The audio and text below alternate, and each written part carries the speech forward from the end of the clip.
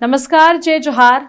IND24 के big talk show में इस बार हमारे साथ चर्चा के लिए मौजूद हैं छत्तीसगढ़ के मशहूर गायक दिलीप सड़ंगी जी।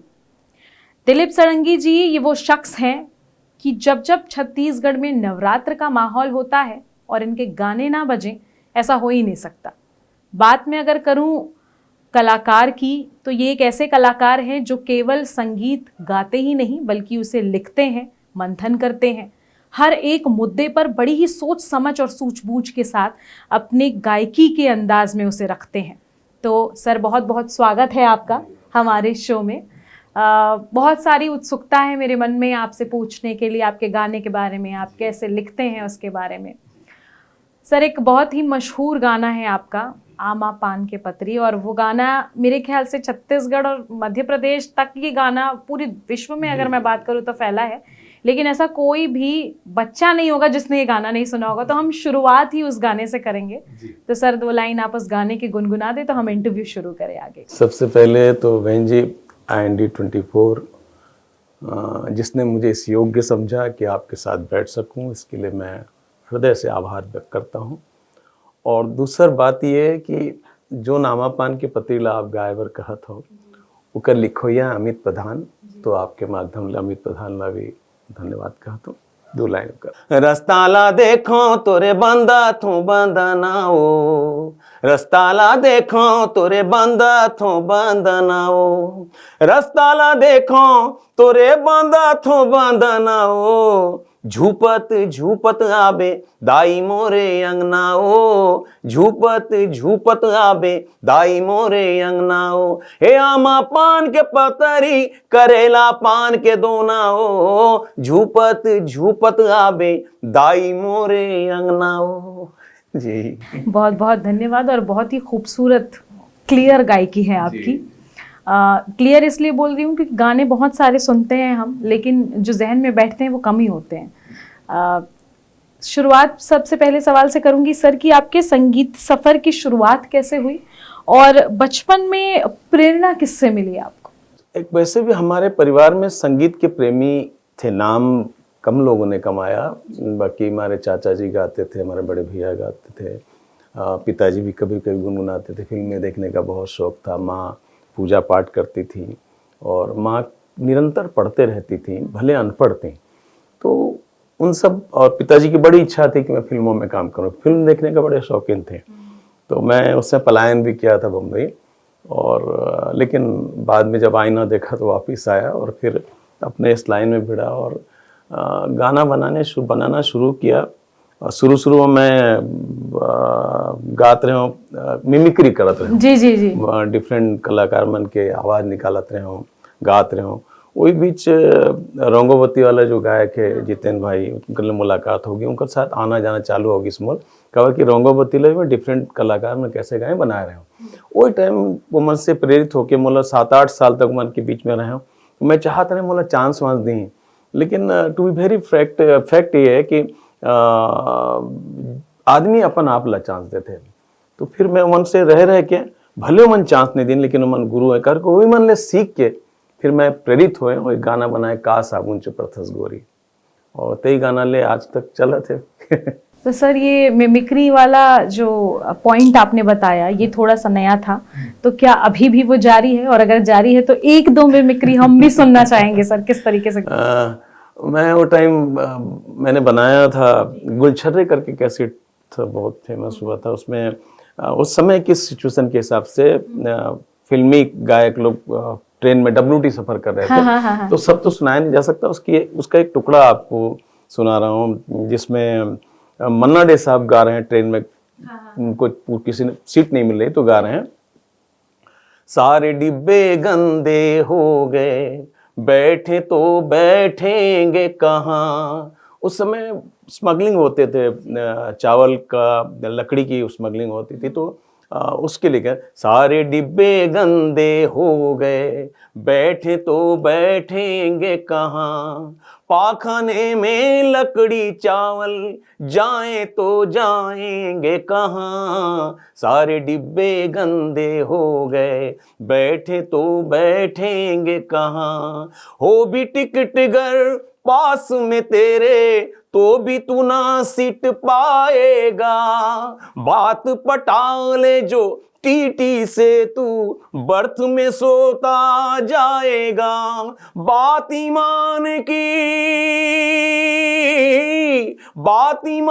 की करने वाले खड़ा खड़ा रह जाएगा। सारे डिब्बे गंदे। ये मुझे दिला बहुत 35 शानदार। 36 40 साल पहले की बात। अच्छा सर, ये अपने करियर के लिए आपने संगीत को ही क्यों चुना? क्या पहले से दिमाग में कुछ था कि अगर ये नहीं तो कुछ और भी कर लेंगे, कि संगीत को ही अपना करियर चुनना है, इसी ओर आगे बढ़? मैंने ऐसा कभी नहीं सोचा। मैं तो सर्विस करता रहा, पढ़ाई करता रहा, और बहुत अभाव में हम लोग थे। और पढ़ते पढ़ते 14 नंबर की सर्विस मेरी CSCB इलेक्ट्रिसिटी बोर्ड में हुआ। मैं इलेक्ट्रिसिटी बोर्ड के चपरासी से लेके चेयरमैन तक को चरण स्पर्श प्रणाम करता हूँ, क्योंकि शायद उन्हीं की बदौलत मैं आपके साथ बैठ पाया हूँ, क्योंकि 32 साल मुझे CSB में काम करने का मौका मिला। तो उसके बाद पता है, जैसे मैंने नहीं चुना, उस सिचुएशन समय चुन लेता है। उनको शायद लोगों को अच्छा लगा, शायद हमारी पूजा उनको स्वीकार हुई, और उन्होंने हमें अपने भक्त के रूप में स्वीकार किया। तो जैसा होता गया करते गए। एक सवाल ये है सर कि दिलीप सड़ंगी जी का ऐसा पहला ब्रेक कौन सा मिला जिसने उन्हें पहचान दिलाई? सबसे पहला ब्रेक आपका कौन सा था जिसके बाद लोग जानने लगे कि ये दिलीप सड़ंगी जी है? वो तो बताया मैंने, का साबुन गोरी से बहुत जोर से पॉपुलैरिटी मिली। उसको शालीमार कैसेट में हुआ था, और उसके बाद आमा पान की पत्री ने तो और ये कर दिया। फिर उसके बाद घर घर दिया डुल्लामणि देवांगन जी का, और फिर घर घर दिया के साथ मैंने उसी ट्यून पर बनाया पहली घर के दाई आगू घर के दाई। उससे फिर जो बहनों का प्यार, माताओं का प्यार बहुत ज़्यादा मुझे मिलने लगा। इसी में एक सवाल का जिक्र करूंगी सर कि आजकल अगर मैं बात करूं तो नारी वंदन, नारी अभिवादन, नारी शक्ति, इसको लेकर के पूरे विश्व भर में चर्चाएं हैं। भारत बहुत अच्छी तरीके से इसे सेलिब्रेट कर रहा है। अगर मैं बात करूं तो अगर हम OTT प्लेटफॉर्म की बात करें, फिल्मी दुनिया में अगर जाएं, तो आजकल OTT प्लेटफॉर्म पे बहुत ही ज़्यादा गाली गलौज का माहौल हम देखते हैं, और ये गाली गलौज जो है सारे नारियों पर है, पुरुष पर एक भी गाली नहीं है। दूसरी बात ये है कि अब ये चीज़ें जो हैं वो छत्तीसगढ़ी फिल्मों की ओर भी बढ़ती चली जा रही हैं। तो इस पर एक आपने गाना भी गुनगुनाया था और बनाया था, तो इन सारी चीज़ों को कैसे रिलेट करेंगे सर आप? ये बहुत गंभीर आपने बात कह दी, बहुत गंभीर सवाल है। और माँ और बहन की गाली बकते हैं लोग, बाप और भाई की नहीं बकाएं। और बड़े बड़े अधिकारी, बड़े बड़े नेता, मैंने आप मतलब अभी आपके माध्यम से अगर IND24 के माध्यम से सुनत हुई, तो ये बात ला स्वीकार करें कि नारी के वंदन, नारी के सम्मान अगर करना है तो ये गाली गलौज कम से कम ये माँ बहन की गाली ला बंद करें। काबर की एकर प्रभाव अब ये फैशन बना ली ने। मैं बीच में अपन माध्यम से, व्हाट्सएप के माध्यम से, अपन इंस्टाग्राम के माध्यम से, और लिखित भी PM जी ला, हमारे CM जी ला शिकायत भी कर रहे हूँ कि भाई ये फिल्मों में गाली गलौज होता है और वो भद्दी गालियाँ होती हैं, ये बढ़ता जा रहा है। और एकर प्रभाव अब छत्तीसगढ़ में भी आई, अब बिल्कुल आई। और मोर आपके प्रश्न ने बहुत अभिभूत हो कि मैं अंदर में कोई बात ले बहुत पीड़ित रहे होला, आप टटोल दे हो। तो मैं पुनः आप लोग बात करूँ कि माँ बहन की गाली तो बकते हैं, बाप और भाई की गाली नहीं बकें। तो ये जो डिफरेंस है, मैं नहीं कहता हूँ कि बाप और भाई लग गाली बको, मैं कहता हूँ माँ बहन की गाली ही नहीं बकना चाहिए। आदमी लग देखो, आज जितना हत्या मर्डर जितना भी होते, सब एक गाली गलौज और क्रोध के परिणाम है। आप हत्यारा ला ढूंढा था, पिस्टल ला ढूंढा था, छुरा ला ढूंढा था, लेकिन जो main cause, which is the main cause, anger, गुस्सा है, वो आपने ढूंढा था। गुस्सा में ये सब हुआ थे। तो पहली तो गुस्सा कम करना चाहिए, और गुस्सा में खराब शब्द के इस्तेमाल नहीं करना चाहिए। इसी के साथ एक पहली घर के दाई आपने गाना जी जी एक बनाया था, उससे भी थोड़ा सा घर घर दिया वाला ट्यून से मैं बनाए रहे कि आगू जय हो घर के दाई, पाछू मंदिर मां जाई, नहीं तो पूजा पाठ ये ढकोसला, सरंगी जंतर मंतर जमो तोरे चोचेला। और अभी हाल में फिर से मैंने एक लाइन बनाया था से, हमर घर के बेटी सरस्वती, बहनी संतोषी रूपाए, पत्नी लक्ष्मी के स्वरूपाए, और बूढ़ी मानो दुर्गाए, बुढ़वा बबा महादेवाए। जहाँ बेटी खिलखिलाए रे, वहाँ विद्या के वरदान मिले, जहाँ बहनी मन मुस्कियाए रे, वहाँ संतोषी परिधान मिले, जहाँ पत्नी मन हर्षाए रे, जहाँ पत्नी मन हर्षाए रे, वहाँ लक्ष्मी धन बरसाए रे, जहाँ बूढ़ी मैया नाचे रे, धाक धिनक दिन धा, वो घर है स्वर्ग स्वरूपाए, वो घर है स्वर्ग स्वरूपाए। बहुत शानदार। दिलीप जी, मैं बात अगर करूं छत्तीसगढ़ी इंडस्ट्री की, म्यूजिक इंडस्ट्री की खास तौर पर, क्या देख पा रहे हैं अभी, और एक लंबे अरसे से आप गाना गा रहे हैं, तो आपको लगता है कि जिस ओर इस इंडस्ट्री को जाना चाहिए, म्यूजिक इंडस्ट्री को वो जा रही है, कैसी स्थिति है अभी की? देखिए, हर जगह खराब और अच्छे दोनों पहलू होते हैं। एक तो मैं धन्यवाद ज्ञापित करूंगा, बधाई दूंगा हमारे छत्तीसगढ़ फिल्म इंडस्ट्री को, छत्तीसगढ़ संगीत को। 90% लोग बहुत अच्छा कर रहे हैं, बहुत ही अच्छा कर रहे हैं। जो 10% हैं, कुछ या भटकाव है और कुछ ऐसी बातें, ऐसा गाने हैं जिसको नहीं होना चाहिए, तो मैं उनसे निवेदन करता हूँ, अगर मैं भी कभी जीवन में ऐसा गाया हूँ तो उसके क्षमा याचित हूँ। और जैसे जैसे हम आगे बढ़ते जाते हैं, सीखते जाते हैं, हमारी कोशिश होनी चाहिए हम अपनी बुराइयों को त्यागें, क्योंकि जो अपनी बुराइयों को त्यागता है, जो आईना देख के, आईना जो सही रूप में देखता है, वो समाज का आईना बन जाता है। तो मेरी आपसे, आपकी तरफ से, हमारे IND24 की तरफ से विनम्र प्रार्थना है कि जो 90% लोग अच्छे काम कर रहे हैं, आइए 10% उनके साथ जुड़ के 100% हो जाइए। जय जोहार। गज़लें लिखने का शौक है आपको, और अपने गाने भी आप स्वयं ही लिखते हैं। बहुत सारे गाने आपने लिखे हैं, गाए भी हैं, जिसमें केवल छत्तीसगढ़ी ही नहीं बल्कि हिंदी, उड़िया और तमाम तरह के भाषाओं में गाने आपने लिखे हैं। इनमें से कुछ एक फेमस गाने हम भी सुनना चाहेंगे, और गज़ल की अगर मैं बात करूं तो एक आध गज़ल भी आप गुनगुना दे तो। एक गज़ल बहुत पहले मैंने कोशिश की थी, सुनिए सुना रहा हूँ राज़े गज़ल को मैं, गज़ल में का अर्थ यहाँ पर कलाकार से लीजिए। सुनिए सुना रहा हूँ राज़े गज़ल को मैं, बनती नहीं है गज़लें आंसू पिए बगैर। एक पल भी कट रहा हो, एक पल भी कट रहा हो एक साल की तरह, और बरसों उम्र हो गई एक पल जिए बगैर।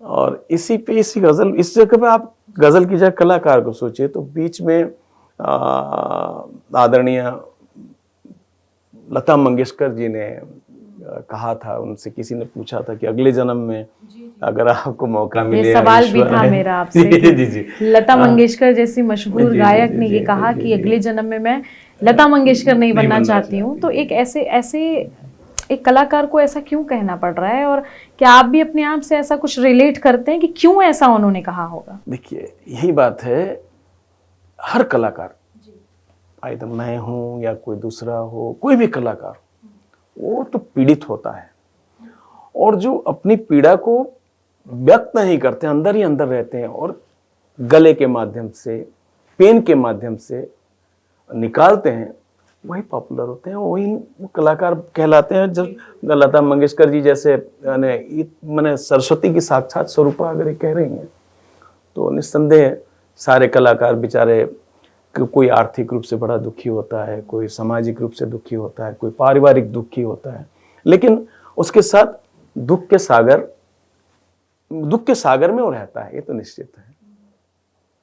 तो कुल मिलाकर अगर एक कलाकार ऐसा कह रहा है, तो यानी कि उसके अंदर की जो पीड़ा, मेरे को कोई दुख नहीं, मैं तो जीवन में सबसे सुखी आदमी हूँ, क्योंकि जब कलाकार के लोग गाना सुनते हैं तो अपने सारे दुख सारे प्रॉब्लम्स भूल जाता है। उसे केवल एक ही चीज़ याद रहता है कि हे ईश्वर, बस ऐसे ही लोग मुझे तालियां दें, सुने, अगर कुछ बुरा करूं तो गालियां भी दें, और दोनों स्वीकार करने की मुझ में ताकत दे।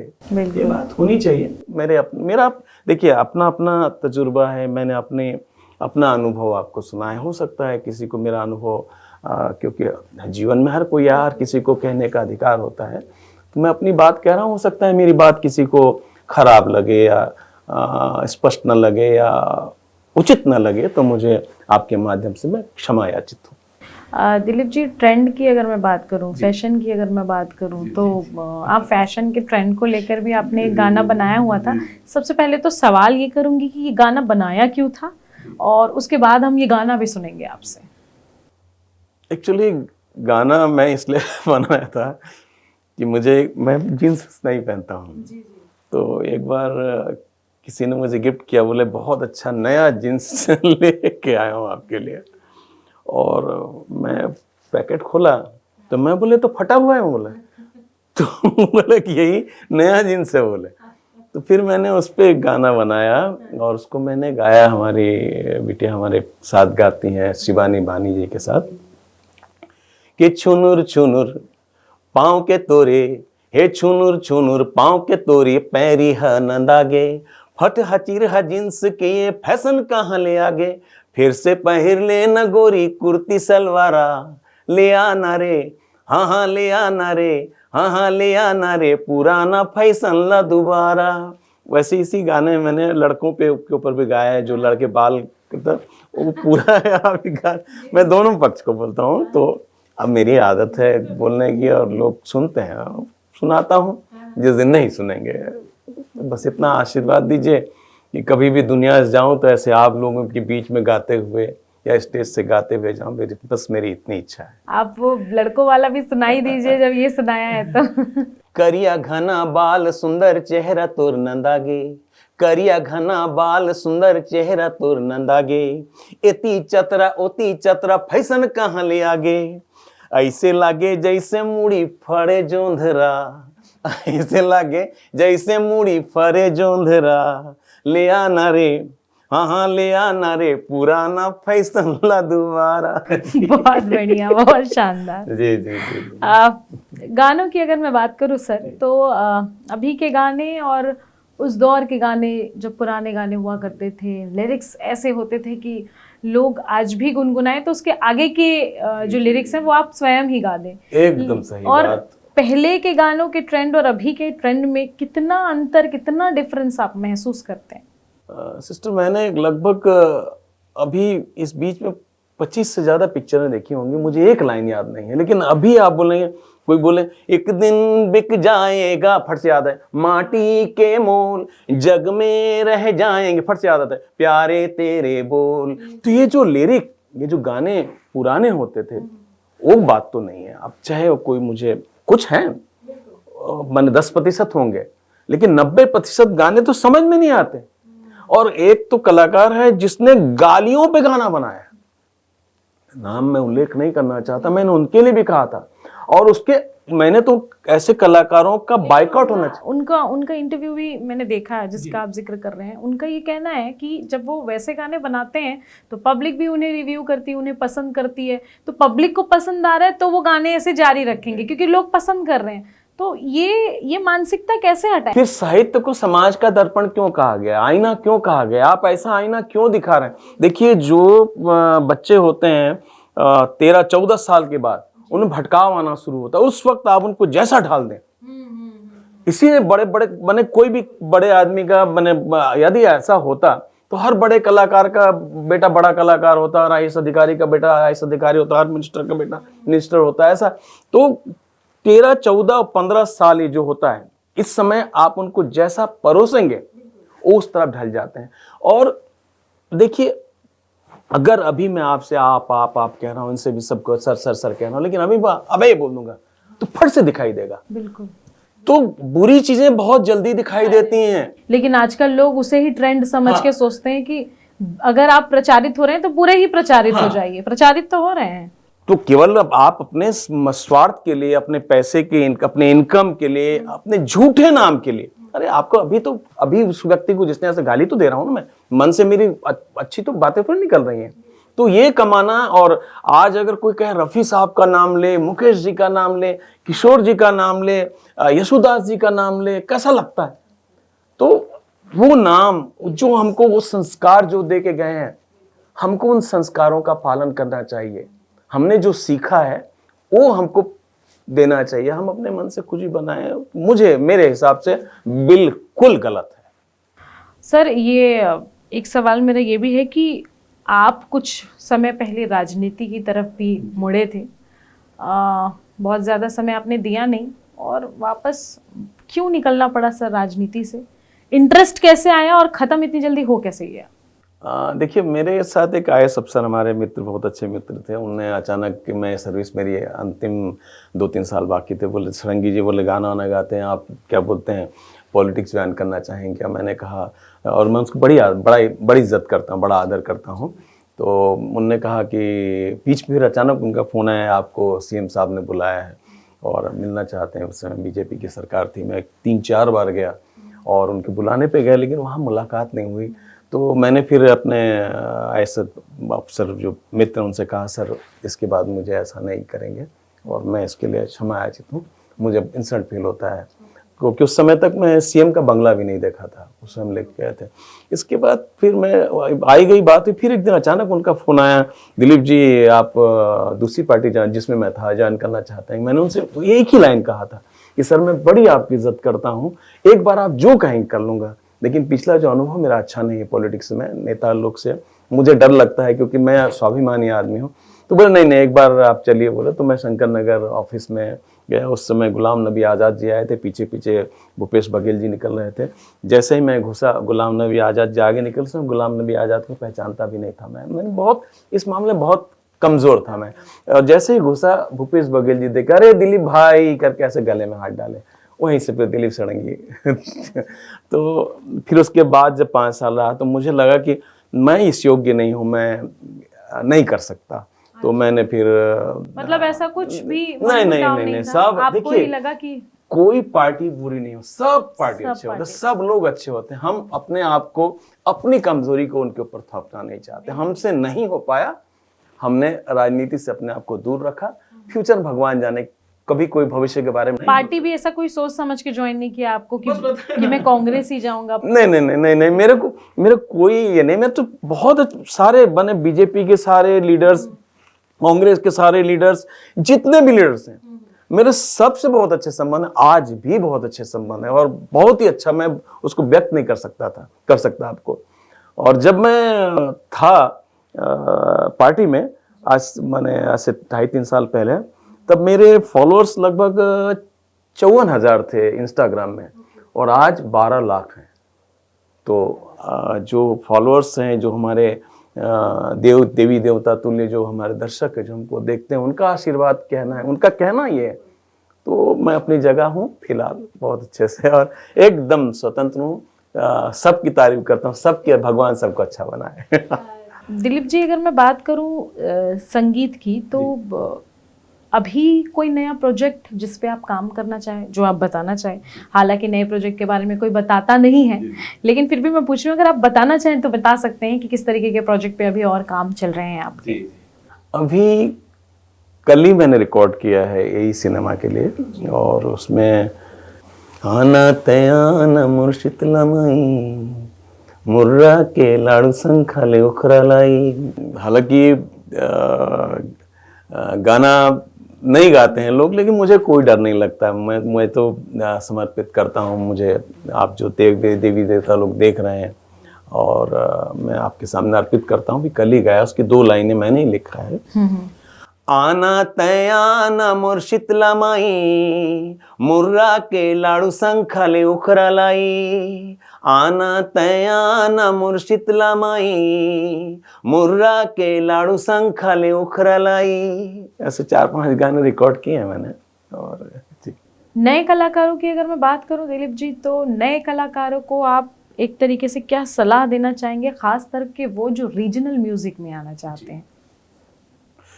देखिए, रीजनल अर्थात हम फोक संगीत कह रहे हैं, लोक संगीत। लोक संगीत से ही धीरे धीरे धीरे डेवलप होकर शास्त्र का निर्माण हुआ। और हमारे जितने भी छोटे भाई हैं, जितने भी हमारे नवोदित कलाकार हैं, उनसे मेरी एक ही प्रार्थना है, विनम्रता से और सरलता से बड़ा रास्ता कुछ नहीं है।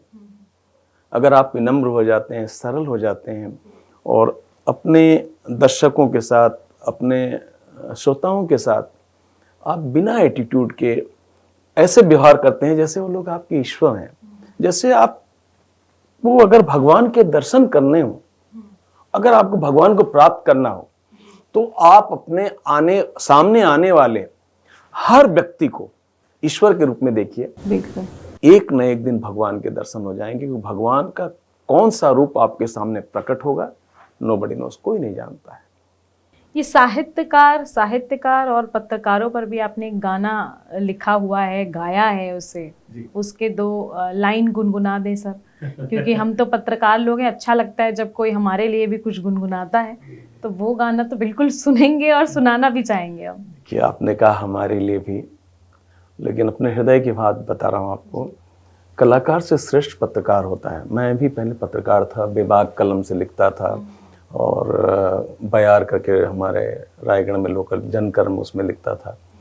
और मैं उस पर अभी बीच में मैंने लिखा था, और शायद आपने उसको सुना होगा इसलिए बोल रहे हैं, तो उसकी 4 लाइनें हैं और उसको मैंने जीन दे पैसा करके घर एक जसगीत पैटर्न मैंने बनाया था, उस ट्यून बनाया मैंने जसगीत लिखा था झीन देवे पैसा।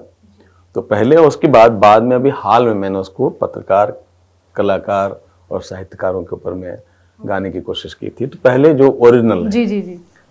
मोर चंदरपुर हीन चंद्र हासिनी झिन देबे पैसा, मोर रायगढ़ हीन बूढ़ी माई झिन देबे पैसा, मोला झिन देबे पैसा, हे पैसा कर दे थे माई जिंदगी ला खैता, हे पैसा कर दे थे माई जिंदगी ला खैता।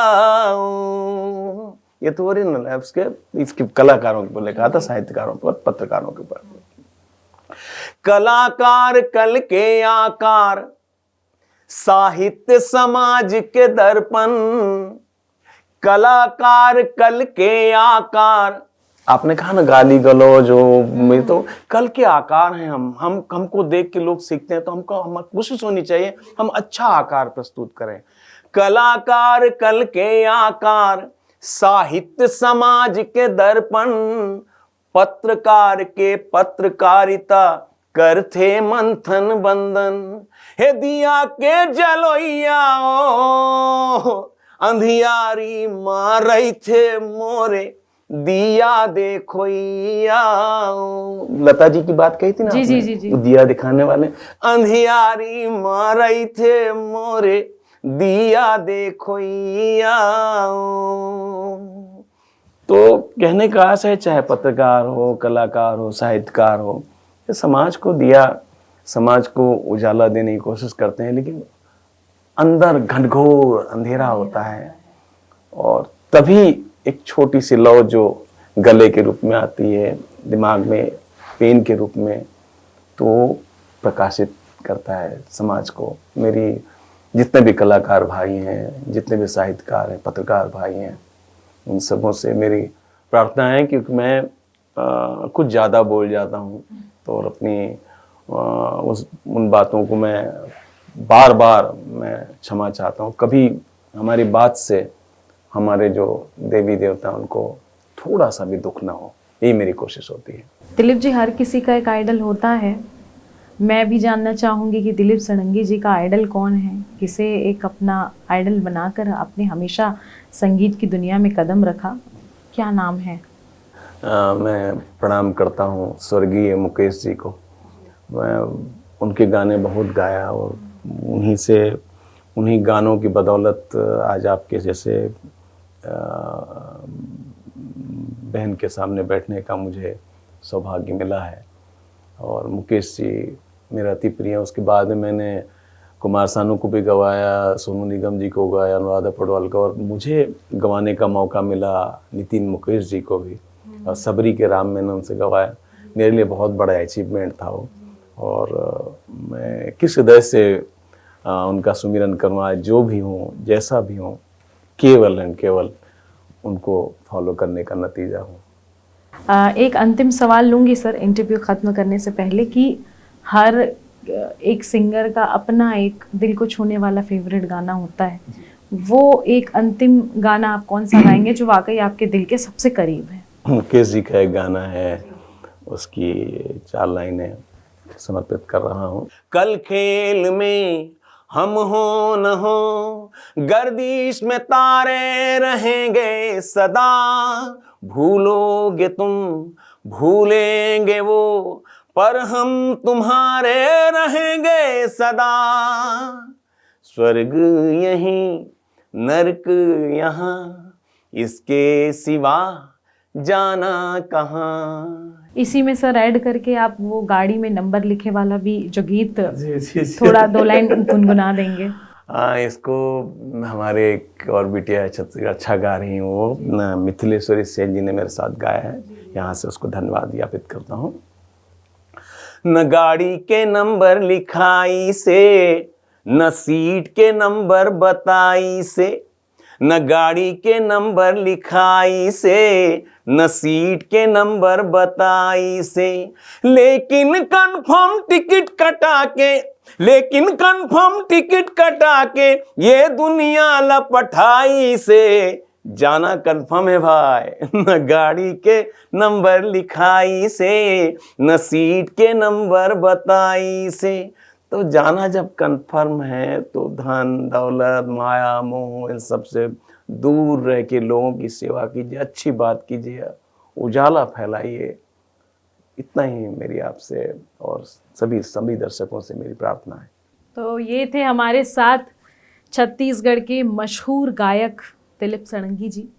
दिलीप जी की ख़ास बात अगर मैं कहूँ तो उन्होंने ऐसे हर एक कलाकार को बहुत ही रिस्पेक्टफुली यहाँ से सम्मान दिया है, जो सिर्फ हिंदी ही नहीं बल्कि अन्य और जगह पे अलग अलग भाषाओं में गा रहे हैं। कई सारे लोगों को एक्सपोजर इन्होंने दिया है और इनका साफ तौर पर कहना है कि जो ट्रेंड हम फॉलो कर रहे हैं वो ट्रेंड फॉलो किया जाए, लेकिन उसकी गरिमा जो है वो एक तरीके से हमें मेंटेन रखनी है, और ये गरिमा केवल हम ही मेंटेन कर पाएंगे।